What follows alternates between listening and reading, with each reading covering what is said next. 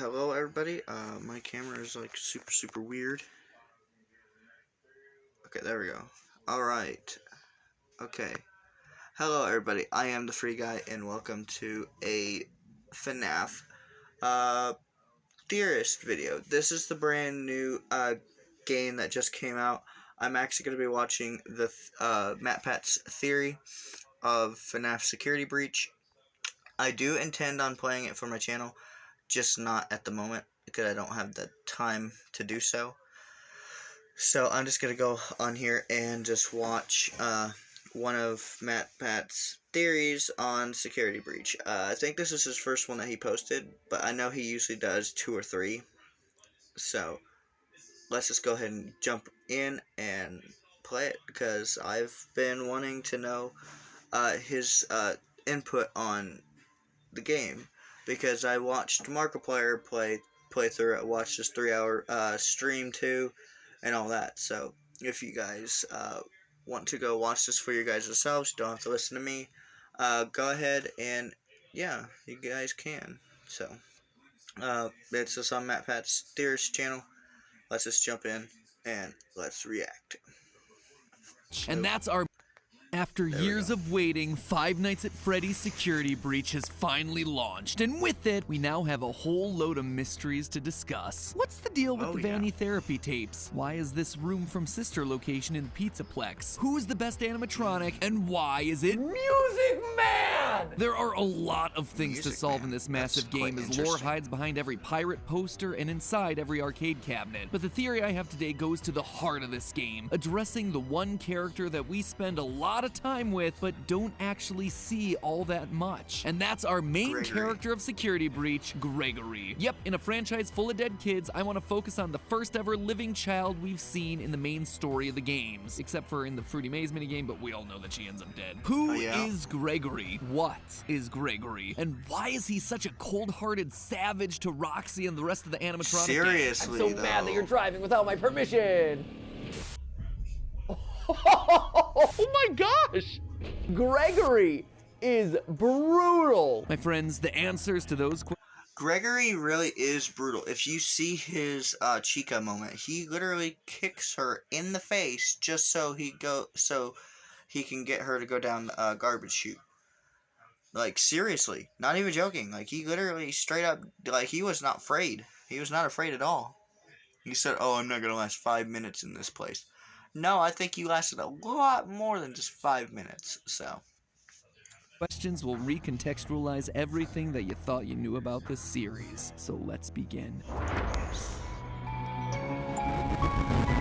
Oh man, that's so good. Hello, Internet! Welcome to Game Theory, the show that can't help but stuff its face with FNAF lore like Chica stuffs her face with pizza and garbage. I guess at this point it kind of applies to us too. Anyway, if you want to stuff your YouTube feed with FNAF videos, then hit that subscribe button right now, because today starts what I expect to be a 3-part series into the many unsolved mysteries of Security so that might be 3 I mean, on the videos, surface, the game seems pretty self-explanatory, right? Survive being trapped in a mall for one night. Looks like the new team forgot to read the title of the franchise. But that's nothing. That's easy. Once you start looking into secret rooms, secret tapes, secret endings, secret minigames, and actually bother to read all the emails and item descriptions, you learn that there is a lot more here. Stuff that looks both backwards at the series that came before and forwards into what is coming next. Stuff that, quite frankly, I'm still working on piecing together. This is a big game with lots of places to hide things. But today, I want to focus on a mystery that I do feel like I have a pretty solid handle on. The relationship between Gregory and Glamrock Freddy. What's the deal with this random kid, and why is a killer animatronic suddenly trying to help him? Like, seriously, the game kicks off with this You know, I've always been curious about that. Like, why was it Freddy the one that helps Gregory? It could have been any other animatronic, but why was it Freddy? That's actually a really good question, though. Why was Freddy the one helping Gregory and not, like, Chica or Roxy or,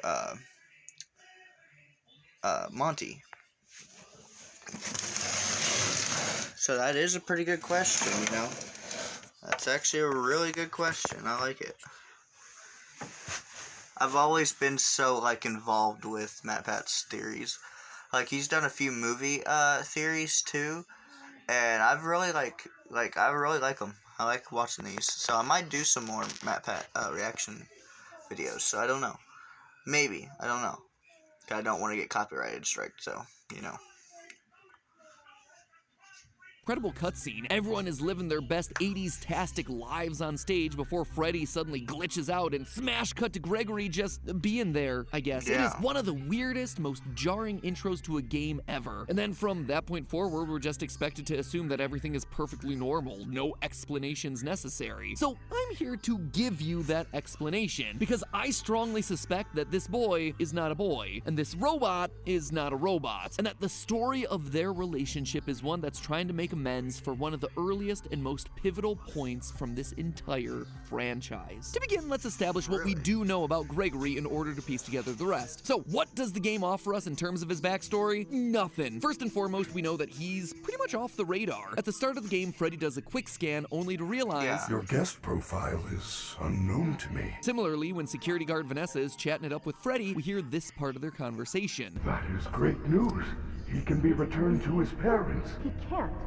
Turns out, there's no record of him. Clearly, Gregory is What? not a guest at the Pizzaplex. I didn't It also hear that in the seems like game. he has nowhere else to go. In the game's bad ending, unlocked by just leaving the building at 6 a.m., we see Gregory winding up in an alleyway sleeping in a cardboard box. He appears to be homeless. He's an orphan. This then explains a See, few I other didn't see things that we that. see around I the saw the Pizzaplex. Vanny In a couple of hidden ending. locations around the building, we find little dens that are filled with drawings, plushies, and beds. The most notable one being the one behind the daycare center. Gregory seems to be living inside the Pizzaplex, which would explain his lack of a guest pass. We can't even be sure that his name is Gregory. In the game's opening scene, Gregory has no issues speaking to Freddy. Will you shut up? Who said that? I did. However, once Freddy asks him for his name, he stutters. He does. I'm Gregory. Why would he stutter on his name when he was clearly fine answering everything else just seconds before? So, what? Is that it? Gregory's just some homeless kid that sets up shop in the Maybe he's a child of the one that runs the building. Maybe. That's a really good theory right there. Don't trust Gregory. That's a really like capturing title. Don't trust Gregory. Maybe he's not Gregory. That is so interesting though. Like when I was watching it, like I suspected Gregory was not who he said he was because of how aggressive he is towards the animatronics. So the animatronics must have had done something to him before the game. So, kind of makes sense, you know?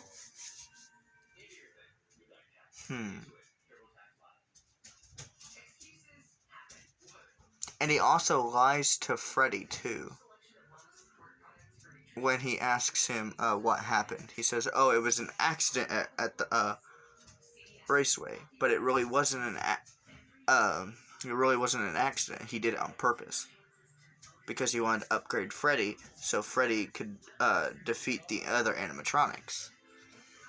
That's pretty good. I'm gonna continue. I'm gonna quit talking now.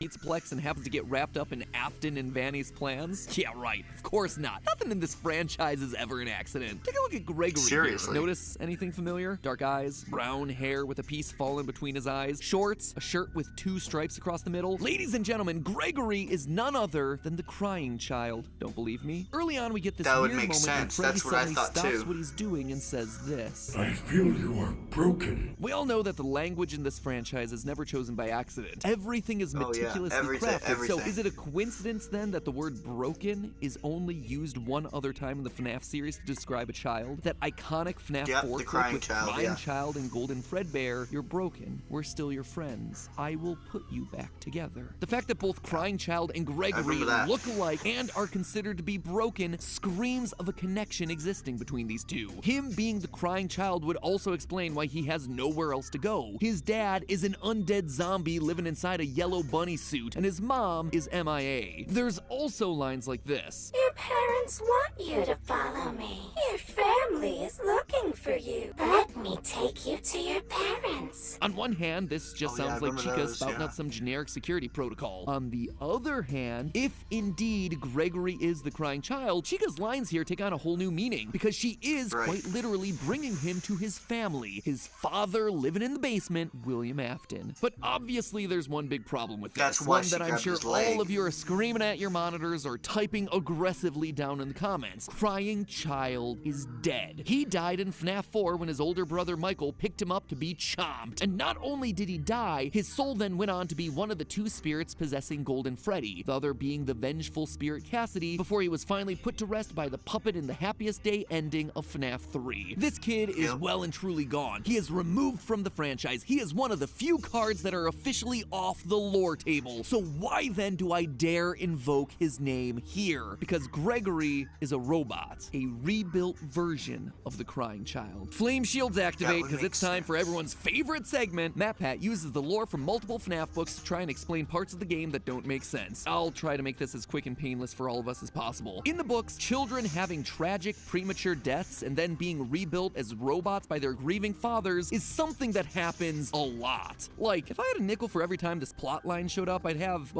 like 3 nickels, which isn't a lot, but it's weird that it happened 3 times. Get back to the point. Oh, I know I get back. Nope. Nope. No TikTok on my channel. Nope. Nope. Nope. Nope. Okay, we're back. I'm gonna go back 10 seconds.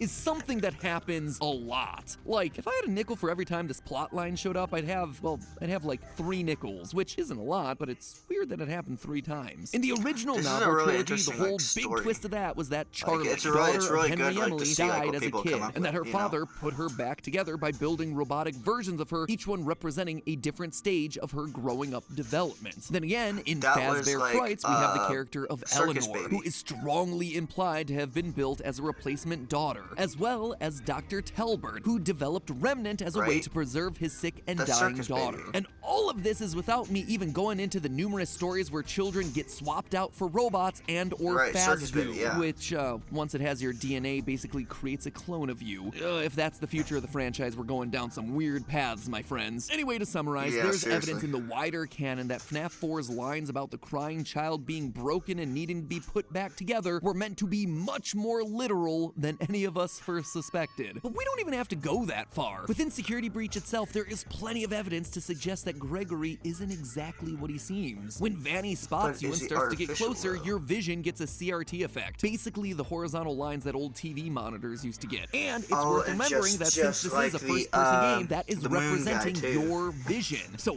why are your eyes suddenly behaving like cameras on the fritz? Unless, you know, they are cameras on the fritz. Later in the game, once we defeat Roxanne Wolf, we can take out her eyes and upgrade Freddy. Our Fazwatch tells us that, quote, Roxy sees things differently than others. Sometimes she'll stare and talk to the other bots through walls. She's able to see things that others can't, which allows us to see collectibles like secret CDs. In a way, she has a sort of X-ray vision, which is why when you first install him into Freddy, his comment really stands out. How are your new eyes?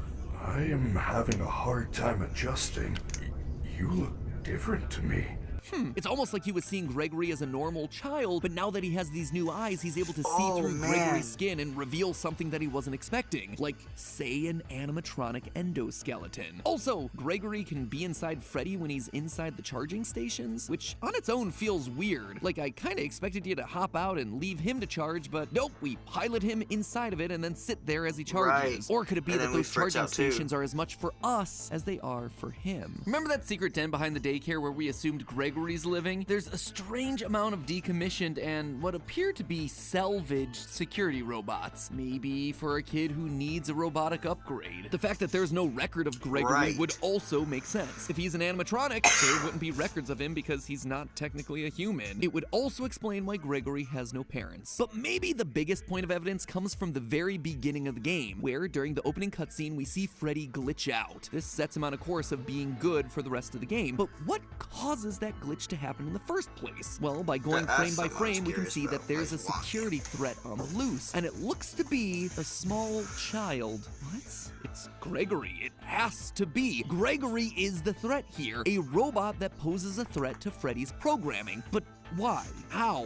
What would make sense about that? Well, to understand that connection, it's time to put a pin in Gregory and turn our attention over to Freddy. If you unlock the game's final secret ending, you end up going below the Pizzaplex, only to discover a former Freddy Fazbear location, Freddy Fazbear's Pizza Place. If that name doesn't mean anything to you, right? It shouldn't, really. Most of the restaurants in the series go unnamed. But while the name might not mean anything, the layout should be a familiar one. One large rectangular stage with lights on the trim and big speakers on either side, and a smaller semicircle stage right next to it. It's from FNAF 6, Pizzeria Simulator. Notice the stools that are placed right in front, the checkered floor. We even have purple striped tablecloths and blue, green, and red plates, exactly like we saw in Pizzeria Simulator. As a refresher, this is the location that Henry lured all of the roaming animatronics to in order to burn them to the ground one final time. Although for one of you, the darkest pit of hell has opened to swallow you whole.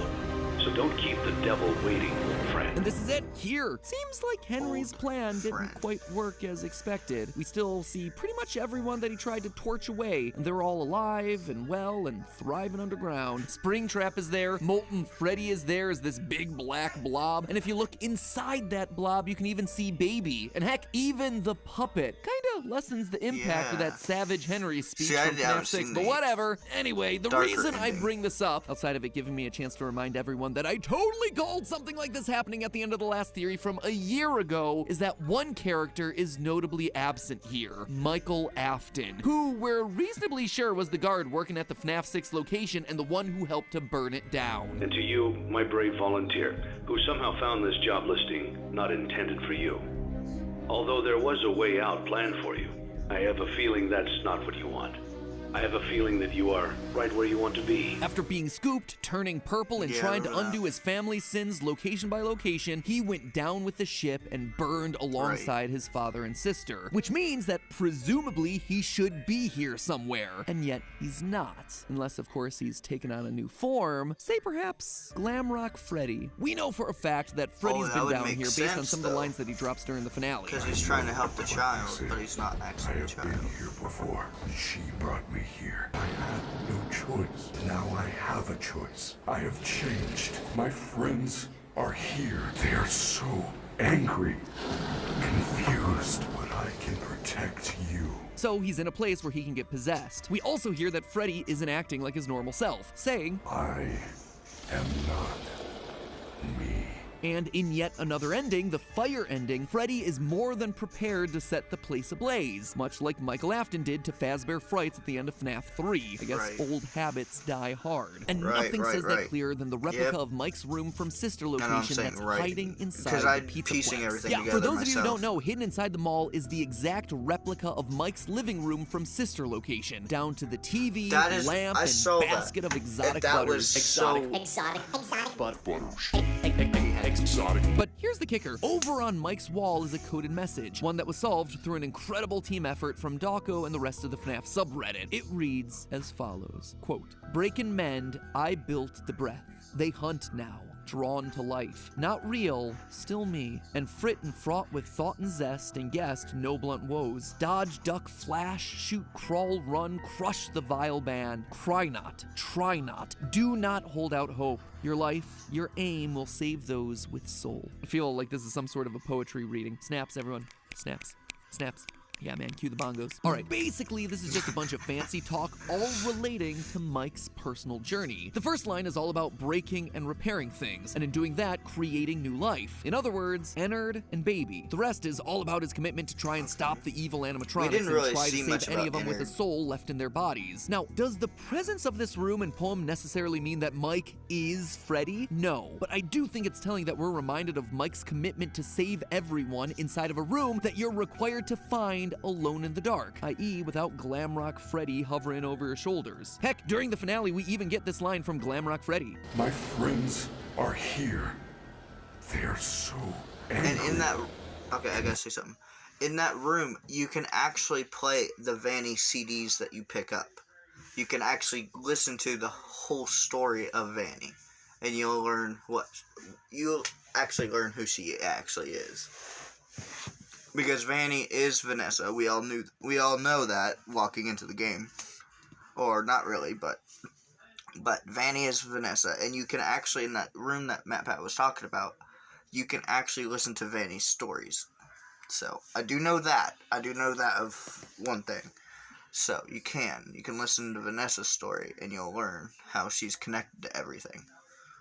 Fused. He's talking about Molten Freddy, the spirits trapped inside of the blob. It's very possible that those were indeed his friends captured and killed back in the day. Maybe William himself struck back against the kids that had bullied his youngest son, and now some of their spirits are trapped below the surface as part of the blob in this abandoned restaurant. Or maybe that's why Gregory is so brutal to all of these animatronics at the end of each boss battle. Right. They killed him back in 1983, and now it's his turn to show the bullies no mercy by launching a go-kart at their face and ripping out their eyeballs. And meanwhile, Freddy is sad because they are quite literally his friends from when they were alive. But to me, honestly, the biggest connection points between Mike and Glamrock Freddy are thematic. Their narrative. Mike has been moving to location after location to try and undo his father's horrible work. This would just be a continuation of that story, as both Aftons return post-fire. And more importantly, it also completes the arc of the crying child and his older brother. Since accidentally killing his brother in FNAF 4, Michael's been trying to make amends. This would be quite literally their grand reunion. An older brother finally able to protect and defend his younger sibling in a way that he failed to earlier in their lives. This is also why That would Freddy's make sense. programming That would would, glitch out because after he he did encounters kill his Gregory in the opening brother. cutscene. The soul of Mike, Not buried child. deep in Freddy's code, comes through upon sensing his brother again. It hotwires the system so that Michael Afton, in the body of Freddy, can defend his kid brother. And the Afton story doesn't stop there either. In part of the Pizzaplex, we find a family dinner scene made up of decommissioned staff robots. A father, a mother that kind of looks like Ballora, a daughter with rosy cheeks and orange pigtails, a son, and one with its head missing. The child whose head was bitten off in 1983. This is Right. very clearly the Afton family. There is no doubt about that. The story continues in this game. In fact, I expect that's why I the really Save don't-